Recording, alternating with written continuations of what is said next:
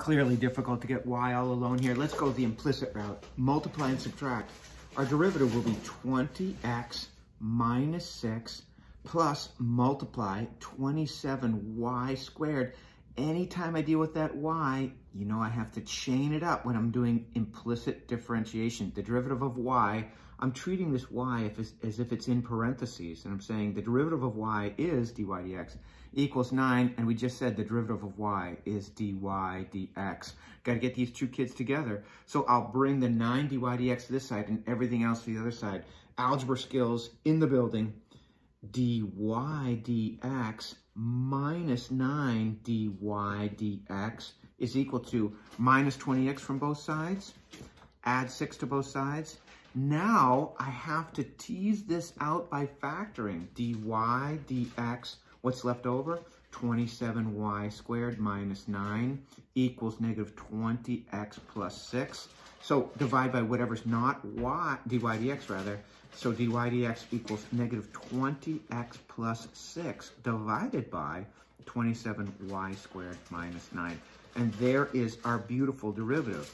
The implication of this is that if we have an x and y point on our curve, not necessarily a function, we can find the slope of the tangent line at that point.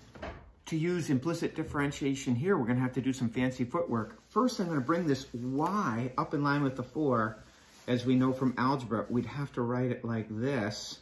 Clearly hard to get y all alone here. So we'll use implicit differentiation. Multiply, negative 4, y to the negative 2, and now chain rule. The derivative of this y that I just put in parentheses, of course, is dy dx. We chained it up. Minus multiply 18y to the first. Again, chain rule.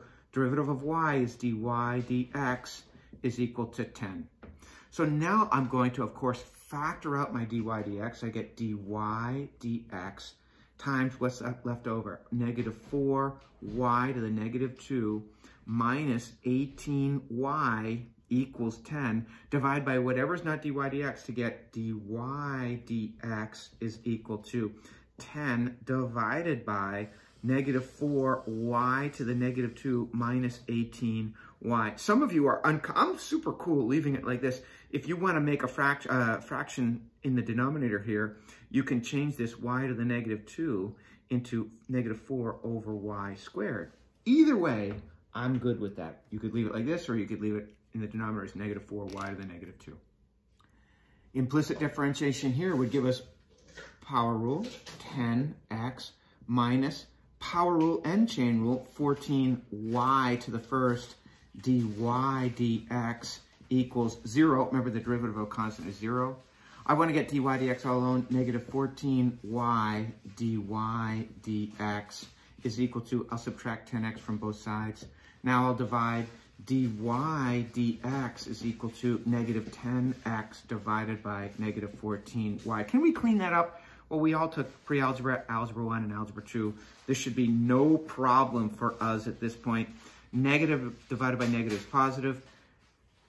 2 goes into 10 5 times. 2 goes into 14 7 times. So I get 5x over 7y.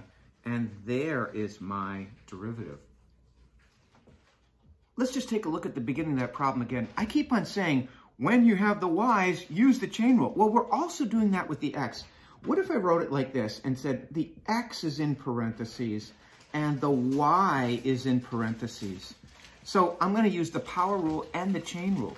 2 times 5 is 10, x to the first. Now the derivative of x is 1. So I am using the chain rule there, minus 14y to the first, and the derivative of y is dy dx equals 0. So I keep on saying, yeah, we're going to use the chain rule with the y, but we actually use it with the x. In fact, I could have taught you this from the beginning of the year, but I imagine you'd look at me funny and say, why are we multiplying this by 1? We're always using the chain rule when we have just an x being operated on with the power rule there. The derivative of whatever's inside the parentheses there is 1. So that's why we don't even consider it, because it's not going to change anything, right? Things are getting interesting. As we say in Portuguese, o bicho vai pegar. Here it is right now.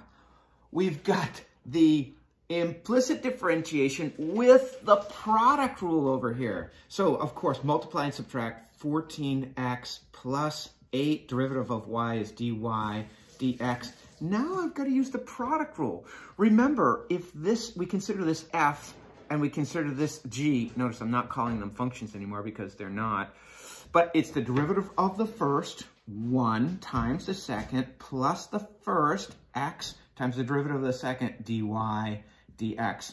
That, folks, there is the product, P-R-O-D-U-C-T rule. We're using that product rule. So now the rest here, look, from here down, it's JA, just algebra. I've got to get my dy dx's all together. So 8 dy dx minus x dy dx is equal to, if I subtract 14x from both sides, I get y minus 14x. Now, algebra skills again, let's factor out the dy dx, and what we're left with is 8 minus x is equal to y minus 14x.